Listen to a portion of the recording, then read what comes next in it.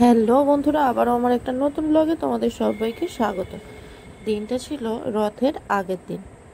রিমো পড়তে যাচ্ছিল, ওরই গাড়িতে আমি বেরিয়ে গেলাম। আর এখানে দেখো মন্দিরটাকে কি ভালো লাগছে। আজকের আমার ডেস্টিনেশন বেহালা। গোপু সোনার জন্য একটু ড্রেস নেওয়ার আছে, রথের দিনে পরাবো বলে। তো রিমোর যেহেতু একটু দেরি আছে, ও আমার সঙ্গেই ঘুরছিল।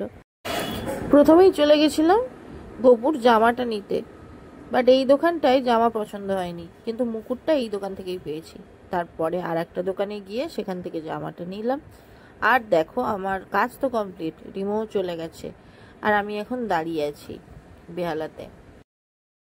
তখন একটাও গাড়ি আসছিল না।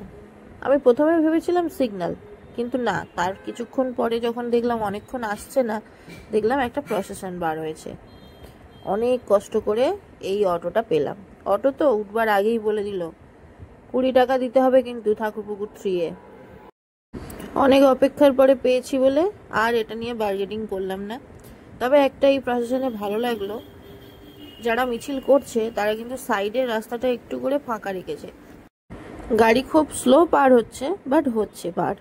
তো এই ব্যাপারটা কিন্তু বেশ ভালো, কারণ যদি দাঁড়িয়ে থাকতে হতো তাহলে যে আজকের কখন বাড়ি যেতাম তার কোনো ঠিক ঠিকানা ছিল না। আর অটোর কথা যেটা বললাম, অটোর এই দৌরাত্ম্য মনে হয় সব জায়গায় আছে।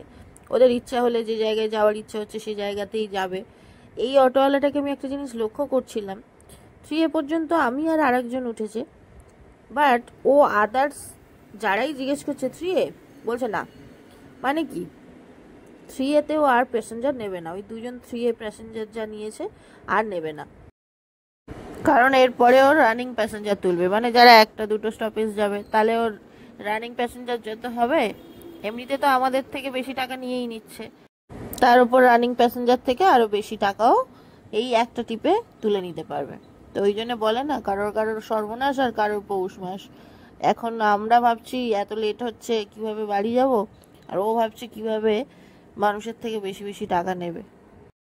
যাই হোক, বেশি বেশি টাকা আর্ন করাটা অপরাধের নয়, বাট এই যে আমরা যখন উঠলাম সঙ্গে সঙ্গে বলে দিল 20 টাকা দিতে হবে, কিন্তু এক্সট্রা ভাড়া চাপিয়ে দেওয়াটা এটাই গায়ে লাগে। যাই হোক, 3-এতে এসে গেলাম, সেখানেও প্রচুর লাইন, কৈলানের অটো। তারপরে যদিও বা পেলাম, তাও দেখতেই পাচ্ছ সামনে বসেছি।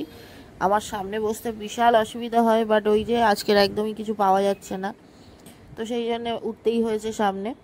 কৈলানে যাব, আবার কৈলান থেকে আবার কি পাই দেখি। কৈলানে আসার পরেও লাইন এবং অটো নেই। তারপরে অনেক কষ্টে একটা অটো পেলাম। সেই অটোটা এতটাই ভিড় ছিল ফ্রন্টে, আবার তাও ডান দিকে আমাকে বসতে হয়েছিল। অবশেষে আমতলায় পৌঁছালাম, আর এই মিষ্টি দোকান থেকে একটু মিষ্টি নিয়ে নিলাম কালকের গোপুসোনাকে দেবো বলে। তো চলো, আজকে ব্লগটা এখানেই এন্ড করলাম। নেক্সট ব্লগে দেখা হচ্ছে, টাটা।